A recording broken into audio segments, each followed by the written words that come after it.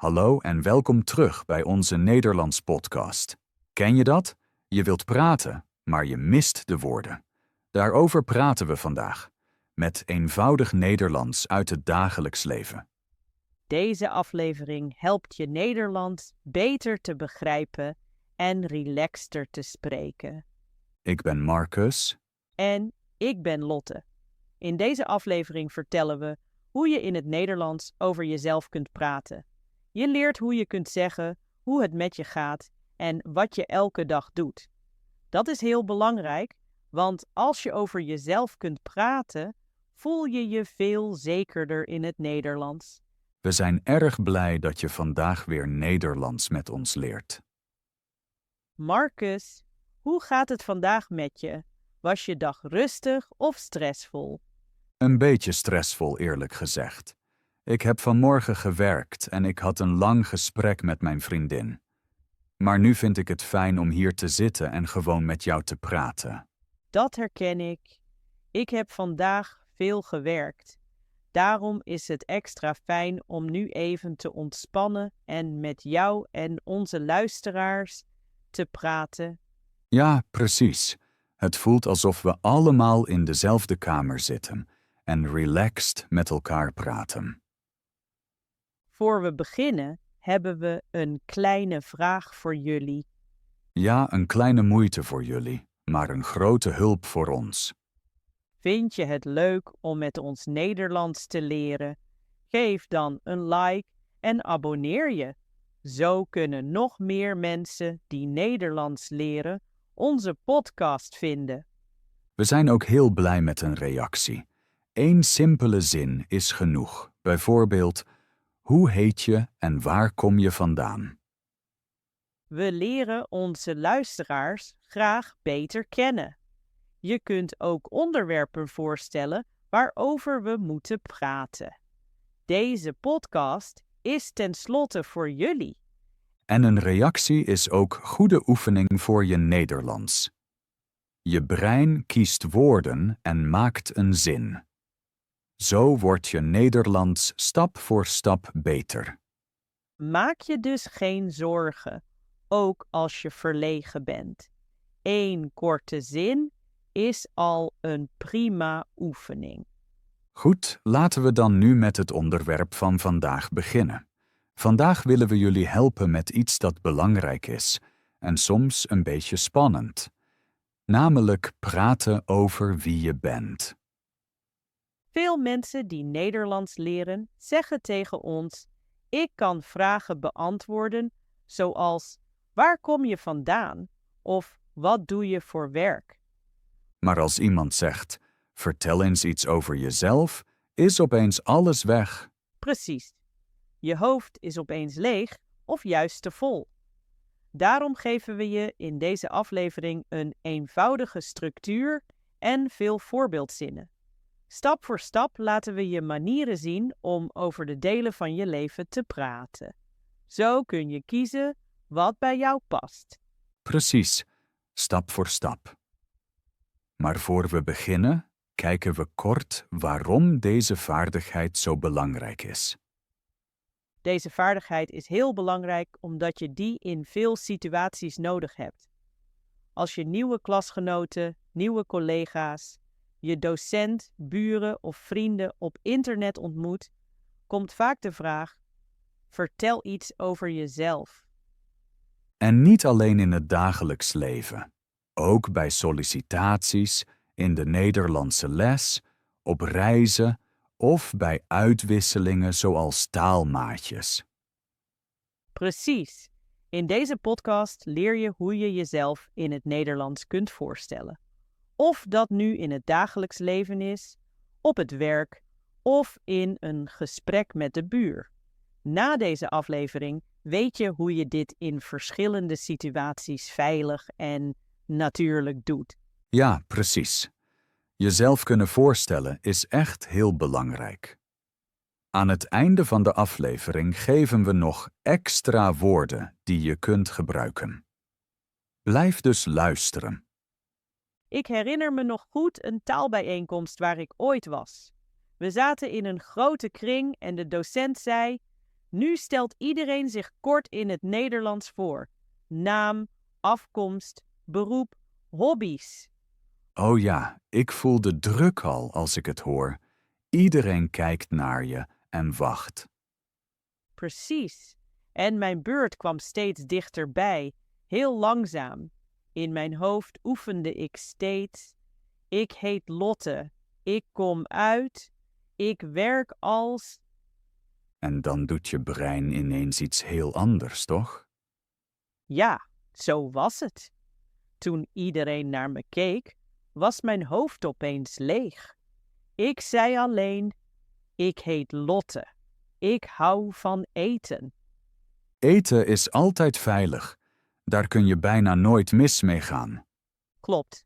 Iedereen glimlachte vriendelijk, dus het was oké. Maar van binnen wist ik kan meer zeggen als ik een duidelijke en eenvoudige structuur in mijn hoofd heb. Dat gevoel ken ik goed. Ik had eens iets soortgelijks in een vliegtuig. Echt? Wat gebeurde er? Ik praatte met de vrouw naast me. Ze vroeg, en wat doe je? Vertel eens iets over jezelf. En in mijn hoofd verschenen ineens heel veel beelden tegelijk. Mijn werk, mijn hobby's, mijn familie, mijn favoriete koffie, alles tegelijk. Dus alle ideeën kwamen samen, als in een grote wolk. Precies, een grote, luidruchtige wolk. Mijn antwoord was niet duidelijk. Ik sprong van het ene onderwerp naar het andere. Ja, dat gebeurt heel vaak. Na de vlucht dacht ik heb een korte, voorbereide manier nodig om over mezelf te praten. Iets rustigs en eenvoudigs. Daarom zeggen we, een zelfintroductie is als een klein script over jezelf. Als je je script kent, voel je je rustiger. En onthoud, je hebt geen perfect Nederlands nodig. Je hebt alleen duidelijke, eenvoudige zinnen nodig die je kunt zeggen als je een beetje nerveus bent. Voor we dit kleine script samenbouwen, is er nog iets belangrijks. Er zijn 3 typische situaties waarin je je voorstelt. 3 situaties. Precies. Soms is het informeel, soms half formeel en soms heel formeel. Informeel is als je gewoon relaxed met mensen praat. Bijvoorbeeld met vrienden, klasgenoten of iemand die je in een café of op een feest ontmoet. Precies. Je praat, lacht misschien, drinkt een koffie. Niemand verwacht een lange of serieuze introductie. Half formeel is vriendelijk, maar ook een beetje professioneel. Bijvoorbeeld op een conferentie, een meeting of een evenement met collega's. De mensen zijn open en vriendelijk, maar je wilt toch beleefd en een beetje professioneel klinken. En formeel is het als alles heel officieel is. Bijvoorbeeld bij een sollicitatiegesprek, een meeting met een leidinggevende of een afspraak op kantoor of bij de overheid. In deze situaties is de introductie nog steeds simpel, maar de woorden zijn voorzichtiger en beleefder. Het belangrijkste idee is dus, voel eerst de situatie en kies dan je stijl. Precies. Als je met een vriend op de bank zit, zeg je waarschijnlijk niet: "Goedendag. Aangenaam u te ontmoeten." Dat klinkt voor een bank een beetje te serieus. En bij een sollicitatiegesprek is: "Hey, alles goed? Misschien ook geen goede start." Ja, dat is beter voor vrienden. Daarom is het belangrijk op de situatie te letten. Kijk naar de persoon, luister en beslis dan of je informeel, half formeel of formeel wilt spreken. Laten we nu beginnen met het eerste deel van elke introductie, de begroeting. Precies, de begroeting. Dat zijn de allereerste woorden die je zegt. In formele situaties kun je hele eenvoudige en veilige zinnen gebruiken. Bijvoorbeeld, hallo, goedemorgen, goedendag of goedenavond. In een sollicitatiegesprek kun je bijvoorbeeld zeggen: Goedemorgen. Hartelijk dank dat u vandaag tijd voor mij heeft. Dat is beleefd, duidelijk en niet te lang. In halfformele situaties, bijvoorbeeld bij nieuwe collega's, kun je wat losser zijn. Je kunt zeggen hallo of simpel morgen, als korte vorm van goedemorgen. Morgen klinkt relaxed, maar nog steeds beleefd. In informele situaties, dus met vrienden of mensen van jouw leeftijd, kun je hoi of hey zeggen. Sommigen zeggen ook alles goed of hoe gaat het?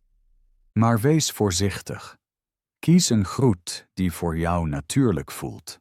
Natuurlijk voor jou, niet alleen modern of populair op internet. Gebruik je een woord nooit in je eigen taal. Dan is het misschien ook in het Nederlands geen goede keuze. Een goed idee is, kies een groet die je leuk vindt en oefen die. Bijvoorbeeld, hoi, leuk je te ontmoeten. Simpel, vriendelijk en makkelijk te onthouden. Of, hallo, goedemorgen.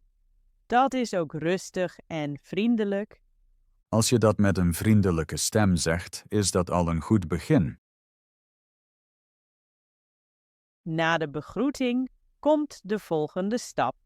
Je naam. Dat kun je heel eenvoudig doen. Bijvoorbeeld, ik heet Marcus. Of, mijn naam is Lotte. Je kunt ook zeggen, leuk je te ontmoeten. Ik heet Marcus. Of iets formeler. Goedendag. Aangenaam u te ontmoeten. Mijn naam is Lotte. Lotte, hoe stel jij je meestal voor? Ik zeg vaak, hoi, ik heet Marcus. Leuk je te ontmoeten. Kort en simpel. In een losse situatie zeg ik ook, hey, ik ben Marcus. In een formele situatie zeg ik, hallo, mijn naam is Marcus de Vries. Aangenaam u te ontmoeten. Precies. Ons eerste kleine miniscript is dus: hoi, ik heet Lotte. Of hallo, mijn naam is Lotte. Aangenaam u te ontmoeten. En natuurlijk hoeven jullie niet Lotte te heten. Graag niet allemaal Lotte, anders word ik gek. Vervang gewoon de naam door je eigen naam. En je hebt al een goede start voor je introductie. Nu voegen we het volgende deel toe. Waar je vandaan komt en waar je woont. Waar je vandaan komt en waar je nu woont. Dat is jouw kleine levenskaart.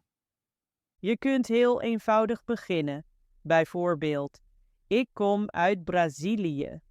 Of, ik kom uit Turkije. Of, ik kom uit Vietnam. Als je ook de stad wilt noemen, kun je zeggen, ik kom uit São Paulo in Brazilië. Of, ik kom uit Delhi in India. Je kunt ook zeggen, ik kom uit Caïro in Egypte. Of ik kom uit Osaka in Japan. Het patroon is altijd hetzelfde. Eerst de stad en dan het land. Soms is de plek waar je bent geboren niet de plek waar je nu woont. Dan kun je een iets langere zin maken. Bijvoorbeeld, ik ben geboren in een klein dorp in Engeland, maar ik woon nu in Madrid. Of, ik kom oorspronkelijk uit Polen, maar ik woon nu in Berlijn. Je kunt ook over tijd praten. Bijvoorbeeld, ik woon al 3 jaar in Madrid. Of, ik woon al 5 jaar in Berlijn. Klinkt dit te moeilijk? Geen probleem. Je kunt het ook heel simpel houden. Bijvoorbeeld, ik kom uit Polen. Ik woon in Berlijn. Of, ik kom uit Egypte. Ik woon in Caïro. Het belangrijkste is, de ander krijgt een klein beeld van waar je vandaan komt en waar je nu bent. Geen perfecte platte grond, maar een vriendelijk klein kaartje van jouw leven. Na je naam en je afkomst komt vaak de volgende vraag. Wat doe je voor werk? Die vraag hoor je heel vaak. Je kunt heel kort antwoorden, bijvoorbeeld: ik werk als leraar. Of ik werk als verpleegkundige. Of ik werk als chauffeur. Of ik werk als verkoopster. Al deze antwoorden zijn duidelijk en goed te begrijpen. Je kunt ook iets over het bedrijf of de afdeling zeggen. Bijvoorbeeld: ik werk bij een telecombedrijf op de klantenservice. Of ik werk bij een bank op de IT-afdeling. Of ik werk in een ziekenhuis op de administratie. Soms wil je de naam van het bedrijf niet noemen, maar alleen de sector. Dan kun je zeggen: ik werk in het onderwijs. Of ik werk in de verkoop. Of ik werk in de marketing. Misschien werk je nu niet omdat je studeert. Dan kun je zeggen: ik ben student. Ik studeer informaticirca. Of ik ben studente, ik studeer economie.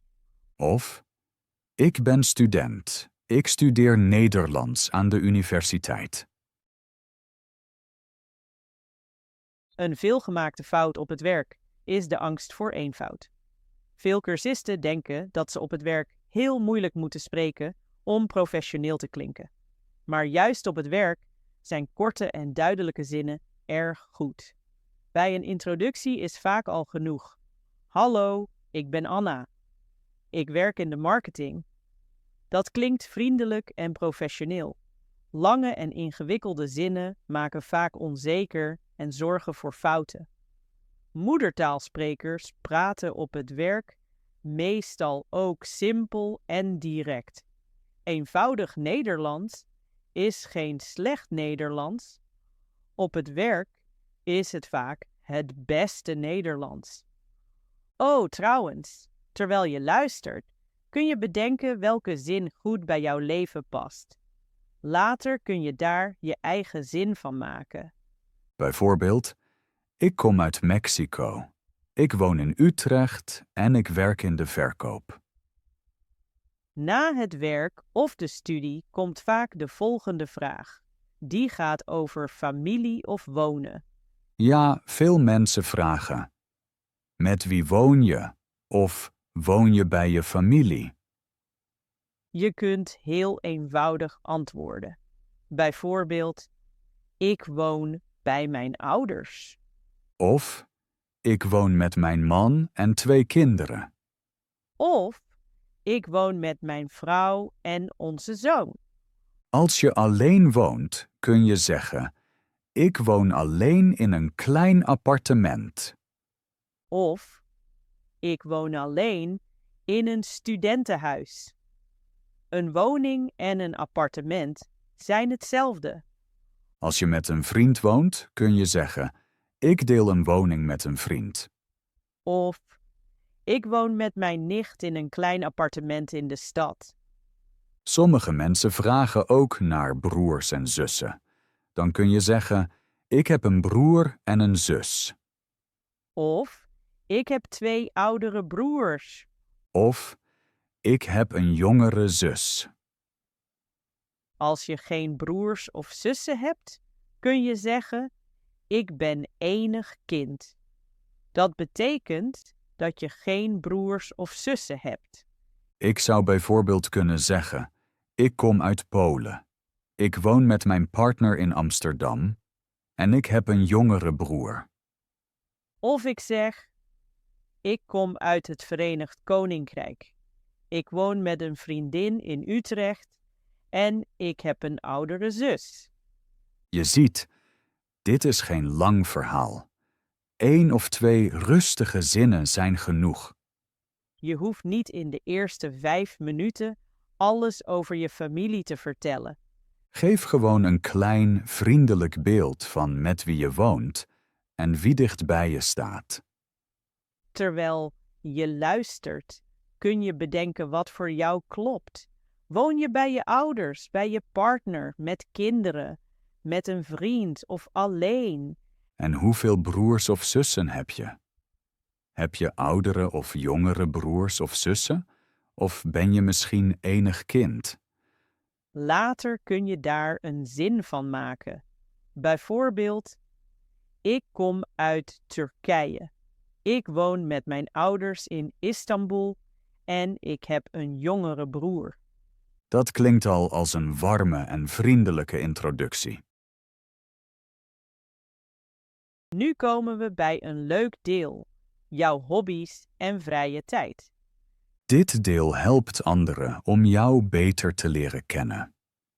Ze zien een beetje je persoonlijkheid. Je kunt heel simpel beginnen. Bijvoorbeeld, in mijn vrije tijd lees ik graag. Of, in mijn vrije tijd kook ik graag. Of, als ik tijd heb, ga ik joggen.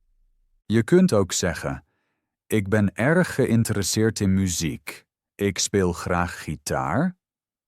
Of, ik ben erg geïnteresseerd in wandelen. Ik ga graag de bergen in. Een andere mooie uitdrukking is: ik ben een groot fan van. Bijvoorbeeld, ik ben een groot fan van voetbal. Of, ik ben een groot fan van series. Zo laat je vaak al zien hoe je je avonden doorbrengt. Je kunt bijvoorbeeld zeggen: in mijn vrije tijd lees ik graag en wandel ik. Verder kijk ik graag films. Noem je een hobby, dan geef je de ander een makkelijke vraag. Bijvoorbeeld, welke films vind je leuk? Of waar wandel je graag? Soms kun je ook 1 of 2 dingen noemen die je leuk vindt en niet leuk vindt. Dat maakt je introductie persoonlijker en echter. Bijvoorbeeld, ik houd van katten en pasta, maar ik sta niet graag heel vroeg op. Of, ik houd van honden en pizza, maar ik houd niet van heel pittig eten. Of, ik houd van koffie, maar ik vind het niet leuk om lang te wachten. Kleine details zoals deze tonen je persoonlijkheid, niet alleen feiten. En als we toch over het dagelijks leven praten, veel mensen vragen ook naar je dag. Klopt. Je hoort vaak vragen als: hoe ziet een normale dag bij jou eruit? Of, wat doe je door de weeks? Je hoeft niet elk uur uit te leggen. Je schrijft geen dagboek. Het is genoeg om het ritme van je dag met 2 of 3 eenvoudige dingen te laten zien. Je kunt bijvoorbeeld beginnen met: door de week sta ik meestal, of in de ochtend doe ik meestal. Bijvoorbeeld, door de week sta ik om 7 uur op, ontbijt ik en ga naar mijn werk. Of in de ochtend drink ik meestal koffie, kijk kort op mijn telefoon en begin om 9 uur te werken. Als je wilt kun je ook zeggen: na het werk leer ik vaak 20 minuten Nederlands. Of 's avonds eet ik met mijn familie en kijk daarna een serie. Als een docent vraagt: vertel iets over je dag, zijn 1 of 2 van zulke zinnen genoeg. Dat is duidelijk en goed te begrijpen. Later kun je je eigen versie bouwen: ochtend, werk of studie en avond. Bijvoorbeeld, door de week sta ik om 6:30 op, ga ik naar mijn werk en leer ik 's avonds Nederlands. Na het dagelijkse schema willen sommige mensen meer over jou als persoon weten.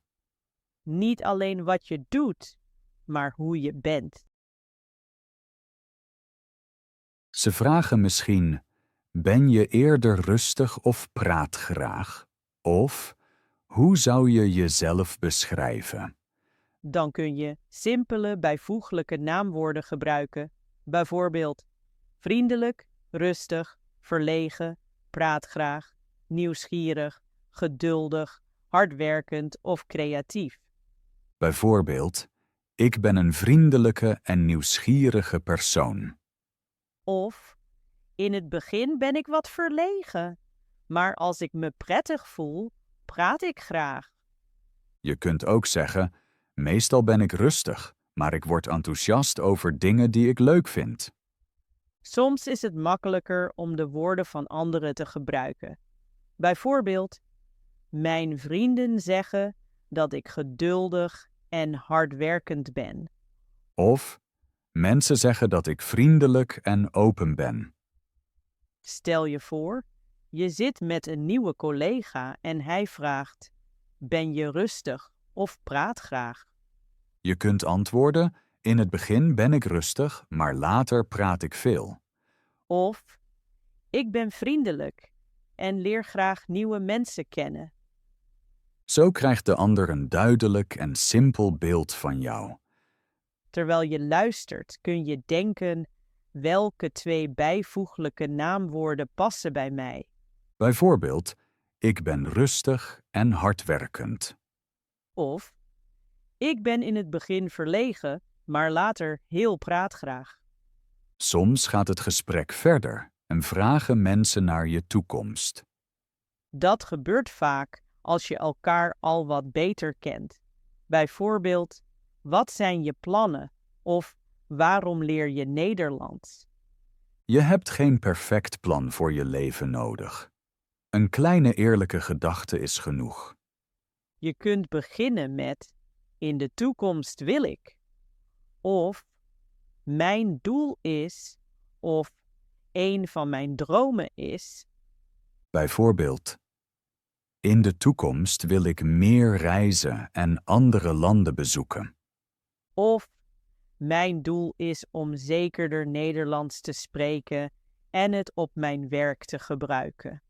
Of, een van mijn dromen is een eigen bedrijf te hebben. Of, in de toekomst wil ik een tijd in een ander land wonen. Vraagt je docent Nederlands: waarom leer je Nederlands? Dan kun je zeggen: mijn doel is om Nederlands op mijn werk te gebruiken. Of, ik wil later in een ander land werken, daarom leer ik Nederlands. Zo'n zin laat al jouw richting en motivatie zien. We hebben nu veel delen verzameld: begroeting, naam, afkomst, woonplaats, familie, werk of studie, dagritme, hobby's, persoonlijkheid en toekomst. Stap voor stap kun je enkele van deze delen kiezen en daaruit je eigen kleine miniscript maken. Een klein verhaal over jou. Straks geven we jullie onze eigen introducties als langere voorbeelden, zodat je hoort hoe alles samen klinkt. Terwijl je luistert, kun je in gedachten al je eigen miniscript maken. Nu zetten we alles in elkaar tot een korte introductie. Eerst een eenvoudige versie. Hallo, ik heet Lotte. Ik kom uit Polen en woon in Amsterdam. Ik werk in het onderwijs. In mijn vrije tijd kijk ik graag films en wandel ik. Dat is duidelijk en helemaal genoeg. Nog een voorbeeld. Hallo, mijn naam is Marcus. Ik kom uit Groot-Brittannië en woon in Madrid. Ik werk in het onderwijs. In mijn vrije tijd ga ik graag naar de sportschool en speel ik videogames. Je ziet, we vertellen niet alles, alleen een paar belangrijke dingen. Nu delen we onze eigen langere intro's als voorbeelden. Dat is een kleine uitdaging voor jullie. Luister goed en kijk hoeveel je begrijpt. Schrijf daarna graag in de reacties of het goed ging en wat je begreep. Mijn naam is Marcus. Ik kom uit Polen en woon in Utrecht. Ik werk in het onderwijs en maak podcasts. Ik woon met mijn partner in een klein appartement en heb een jongere broer in Polen. In mijn vrije tijd kijk ik graag films lees boeken en wandel met een koffie. Door de weeks begin ik de dag met thee, bereid mijn werk voor en werk 's middags met cursisten. Ik ben meestal rustig en vriendelijk en praat meer als ik me prettig voel. In de toekomst wil ik meer mensen helpen zeker Nederlands te spreken en ondertussen meer reizen. Dat geeft een heel mooi beeld van jouw leven. Ja, en zo hebben wij elkaar ook leren kennen. Marcus was rustig, ik was een beetje te praatgraag en we hadden allebei koffie in de hand. We wilden alleen kort hallo zeggen, maar praten bijna een uur over talen en het leven. Marcus luisterde veel, ik sprak veel. Een goede combinatie. Uiteindelijk merkten we dat we graag Nederlands uitleggen en dingen simpel willen maken. En een paar koffies later is deze podcast ontstaan. Ja, klopt. Dat herinner ik me nog precies. Oké, Lotte, nu ben jij. Mijn naam is Lotte. Ik kom uit Groot-Brittannië en woon in Rotterdam. Ik werk als docent Nederlands en maak leermateriaal. Ik woon samen met een vriendin en mijn familie woont in een kleine stad.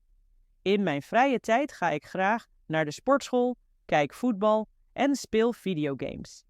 Door de week sta ik rond 7 uur op, drink koffie, werk overdag en ga 's avonds sporten. Ik ben nieuwsgierig en geduldig. En anderen zeggen dat ik vriendelijk ben. In de toekomst wil ik meer online cursussen maken en misschien een tijd in het buitenland wonen. Nu kennen jullie ons ook een beetje beter. Wat kun je vandaag na deze aflevering doen? Stap 1. Kies 1 eenvoudige zin voor elk onderdeel.